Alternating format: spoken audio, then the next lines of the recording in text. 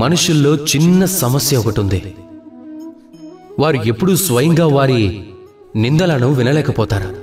ఒకవేళ ఎవరైనా వారి విషయంలో ఏదైనా చెడుగా అంటే తట్టుకోలేకపోతారు. ఎల్లప్పుడూ భయపడుతూ ఉంటారు. నా చుట్టూ ఉన్న వ్యక్తులు ఒకవేళ నా గురించి చెడుగా ఆలోచించారు కదా, ఒకవేళ ఎవరైనా వారి వెనకాల వారి గురించి చెడుగా మాట్లాడారని తెలిసినా కూడా చాలా బాధపడుతూ ఉంటారు. ఇప్పుడు ఈ కారణం వలన మనల్ని మనం బాధ పెట్టుకోవటం మంచిదంటారా? అస్సలు కాదు. అన్నిటికన్నా ముందు ఒక విషయం మీరు గుర్తుపెట్టుకోండి.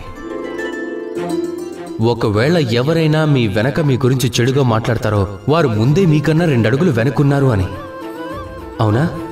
ఈర్ష్య వలన మీ గురించి తప్పకుండా చాలా మాటలు మాట్లాడతారు, కానీ అలా ఉండనే ఉండదు. ఒకవేళ వారు నిజం చెప్పారు అంటే అన్నిటికన్నా ముందు మీ తప్పులను అర్థం చేసుకోండి,